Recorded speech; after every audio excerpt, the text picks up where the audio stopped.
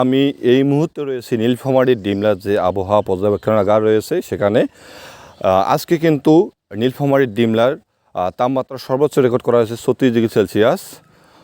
এই আবহাওয়া কিন্তু এখন থেকে 3-4 দিনের মধ্যে পরিবর্তন হওয়ার কোনো সম্ভাবনা নাই, আমরা যেটুকু জানিয়েছি। অপরদিকে তীব্র লোডশেডিংয়ের কারণে কিন্তু নীলফামারী ডিমলার যে জনপদ রয়েছে সেখানে কিন্তু জনগণের নাভিশ্বাস উঠে গেছে। আমরা যেটা জানতে পেরেছি নীলফামারী ডিমলায় দিনের বেলা প্রত্যেক 1 ঘন্টায় 2 ঘন্টা করে লোডশেডিং দেওয়া হচ্ছে। অপরদিকে রাতের বেলা প্রত্যেক ঘন্টায় 1 ঘন্টা করে লোডশেডিং দেওয়া হচ্ছে। আমরা ডিমলা সিভিল সার্জন অফিসারের সঙ্গে কথা বলেছি। নীলফামারী ডিমলায় যে 50 শয্যা হসপিটাল রয়েছে সেখানেও কিন্তু এই তীব্র গরমের কারণে কিন্তু রোগীর চাপ বেড়ে গেছে। আমরা যেটা জানতে পেরেছি ডায়রিয়া, কলেরা সহ বিভিন্ন রোগে কিন্তু সাধারণ জনগণ কিন্তু আক্রান্ত হচ্ছে। অপরদিকে পল্লী বিদ্যুতের কর্মকর্তার সঙ্গে কথা বলেছি, তারা কিন্তু চাহিদার থেকে অর্ধেক বিদ্যুৎ পাচ্ছে। এজন্য কিন্তু বিদ্যুতের তীব্র লোডশেডিং দেখা যাচ্ছে।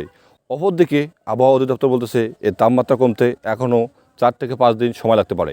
নীলফামারী ডিমলা থেকে আরিফুজ্জামান, জেআরটিভি।